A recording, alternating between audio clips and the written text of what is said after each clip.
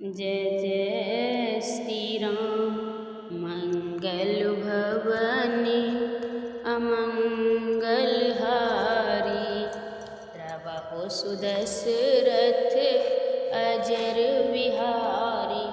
आप सभी भक्तों ने अब तक श्री रामचरितमानस अयोध्या कांड का अर्थ दोहा संख्या 2 से 75 तक सुनी है। अब आप सभी भक्त सुने। बोरित ज्ञान विराग करारे, बचन शोक मिलत नद नारे। सोच उषास समीर तरंगा, धीरज तट तरुवर कर भंगा। ये करुणा नदी इतनी बड़ी हुई है कि ज्ञान वैराग रूपी किनारों को डुबाती जाती है। शोक भरे वचन नंद और नाले हैं जो इस नदी में मिलते हैं, और सोच की लंबी सांसें, आहें की बाहों के झकोरों से उठने वाली तरंगें जो धैर्य रूपी किनारे के उत्तम वृक्षों को तोड़ रही है। विषम विषाद तोरावती धारा, भय भ्रम भमर अमरत अपारा। केवट बुध विद्या बड़े नावा, सकहि न होय एक नहीं आवा। भयानक विषाद शोक ही उस नदी की तेज धारा है। भय और भ्रम मोह की उसके असंख्य भमर और चक्र हैं। विद्वान मलाह हैं, विद्या ही बड़ी नाव है, परंतु वे उसे खे नहीं सकते, उस विद्या का उपयोग नहीं कर सकते। किसी को उसकी अटकल ही नहीं आती है। बनचर कोल किरात विचारे, थके विलोक पथिक ही हारे। आश्रम उदय मिली जब जाई, मनय उठे अवधय कुलाई। वन में विचरने वाले बेचारे कोल के रात ही यात्री हैं, जो उस नदी को देखकर हृदय में हार कर थक गए हैं। ये करुणा नदी जब आश्रम समुद्र में जाकर मिल गई तो मानो वह समुद्र अकुला उठा, खोल उठा। शोक विकल दोय राज समाजा, रहा न ज्ञान न धीरज लाजा। भूप रूप गुण शील सराही, रोवै शोक सिंधु अवगाई। दोनों राज समाज शोक से व्याकुल हो गए। किसी को न ज्ञान रहा, न धीरज और न लाज ही रही। राजा दशरथ जी के रूप, गुण और शील की सराहना करते हुए सब रो रहे हैं और शोक समुद्र में डुबकी लगा रहे हैं। अब गाय शोक समुद्र, सोचै नार नर व्याकुल महा। दे दोष सखल सरोस, बोलें वाम विधि कीनो कहाँ। सुर सिंधु तापस जोगी जन मुनि, देख दशा विदेह की। तुलसी न समर्थ को जो, तर सखी सरित स्नेह की। शोक समुद्र में डुबकी लगाते हुए सभी स्त्री पुरुष महान व्याकुल होकर सोच चिंता कर रहे हैं।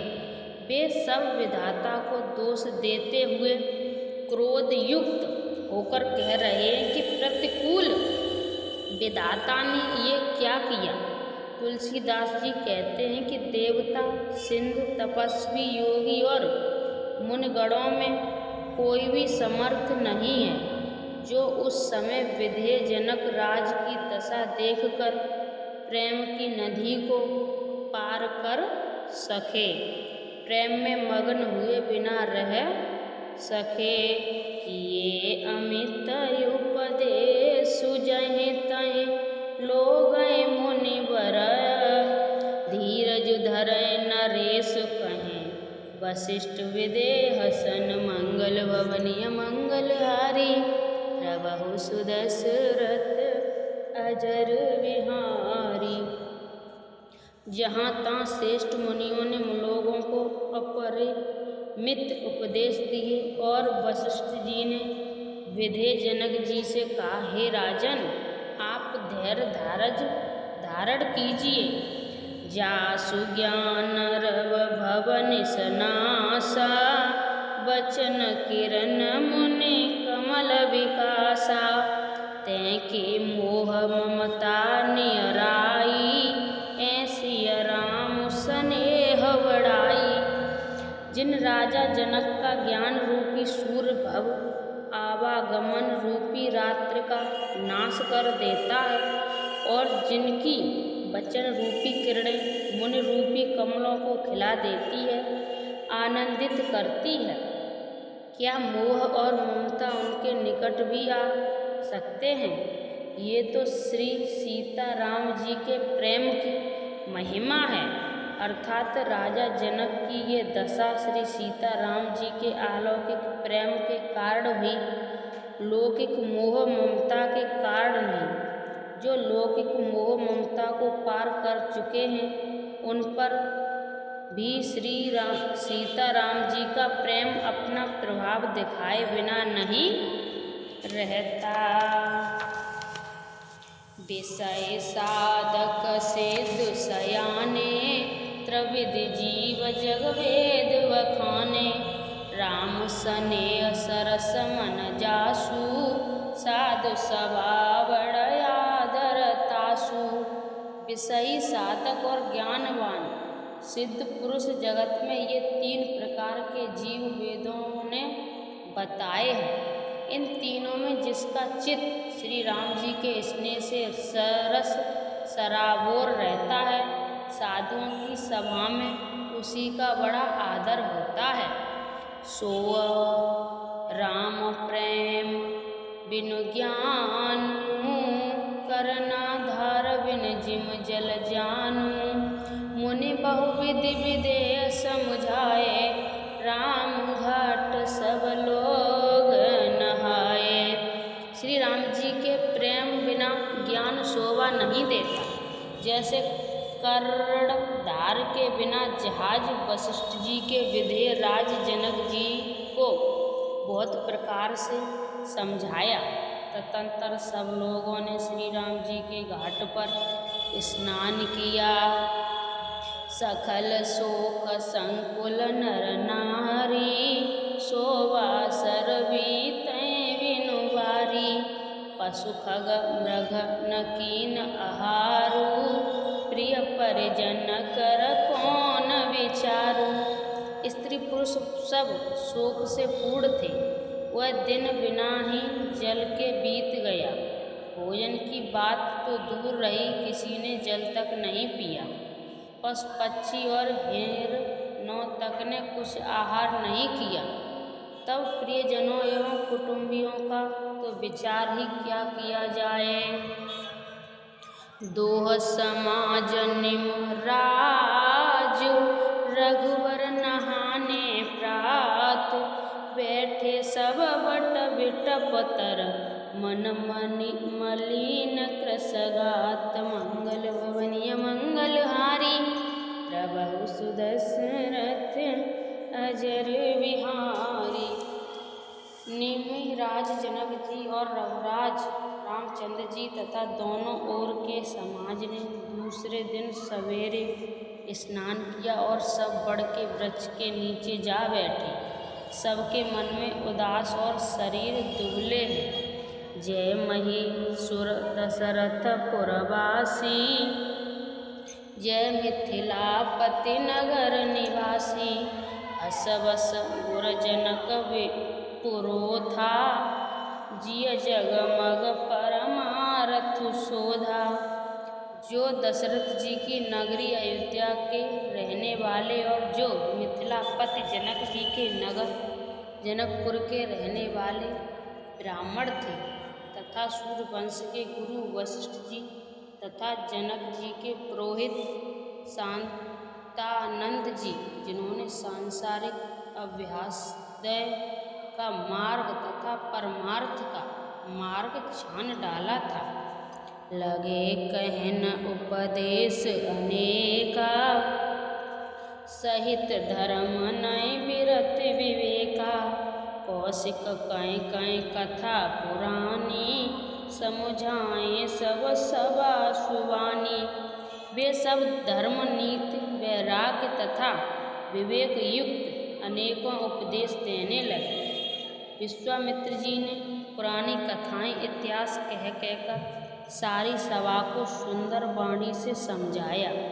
तब रघुनाथ कौशिकय कहें, नाथ काल जल बिन सब रहें। मुनि कहें उचित कहत रघुराई, गयो बीत दिन पहर अढ़ाई। तब श्री रघुनाथ जी ने विश्वामित्र जी से कहा कि हे नाथ, कल सब लोग बिना जल पिए ही रह गए थे, अब कुछ आहार करना चाहिए। विश्वामित्र जी ने कहा कि श्री रघुनाथ जी उचित ही कह रहे हैं। 2.5 पहर दिन आज भी बीत गया है। ऋष रुख लखि कहें तैरु, राजू यहाँ उचित नय असन अनाजू। कहा भूप भल समय सुहाना, पाए रजायुस चले नहाना।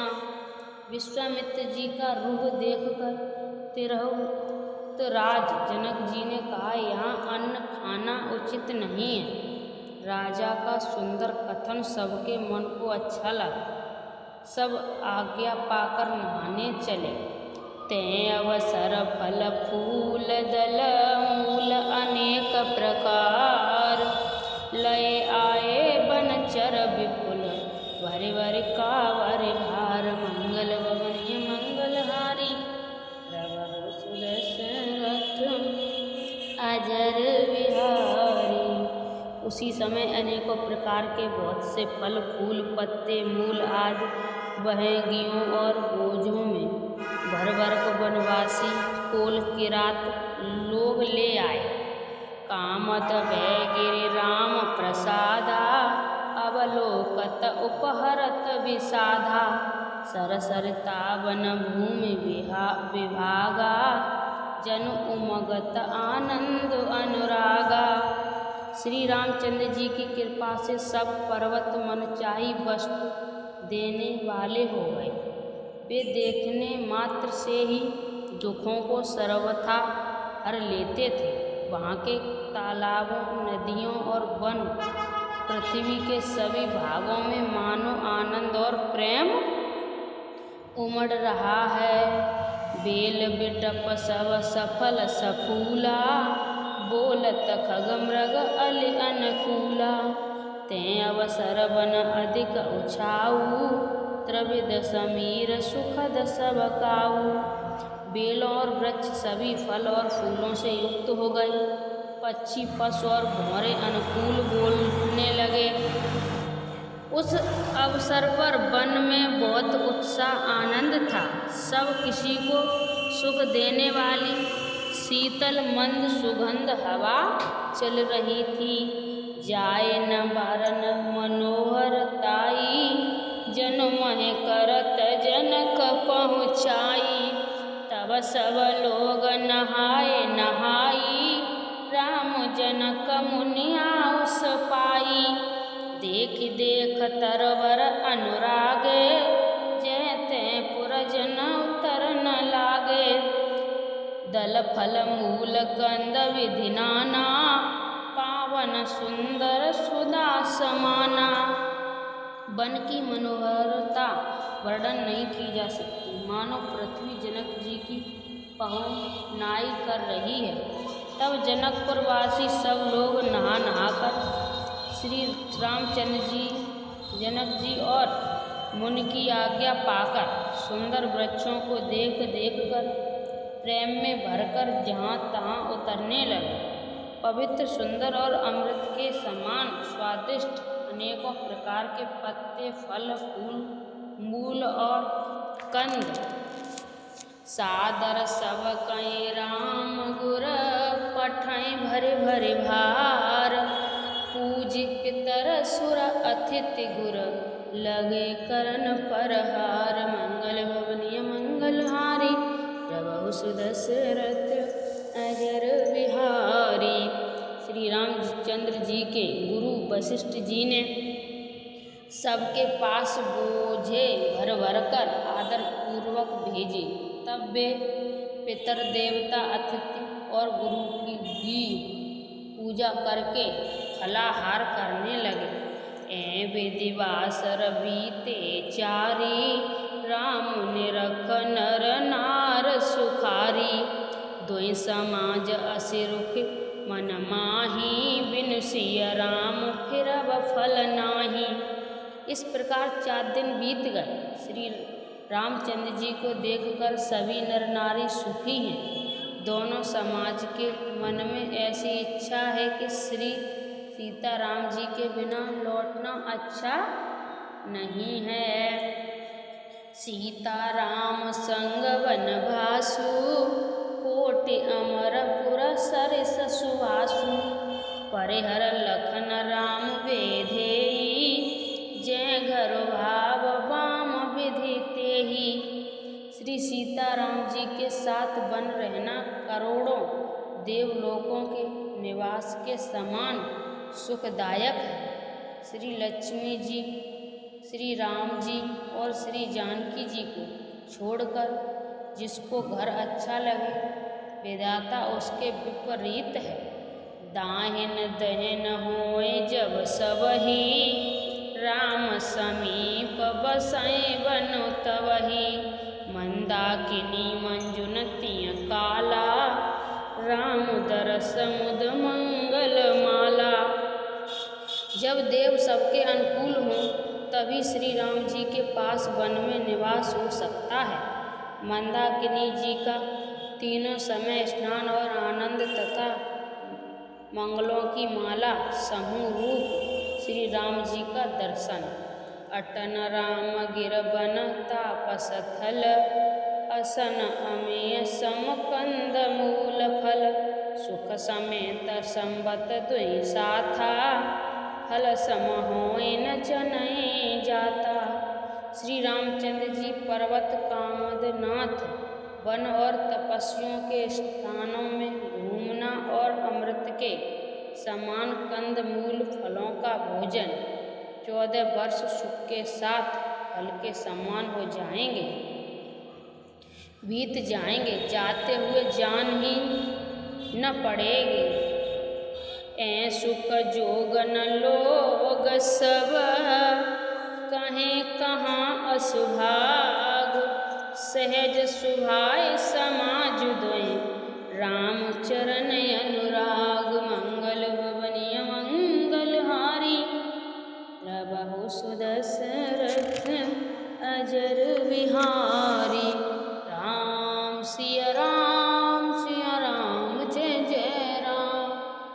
आप सभी भक्तों ने अब तक श्री रामचरितमानस अयोध्या कांड का दोहा संख्या 280 तक सुनी है।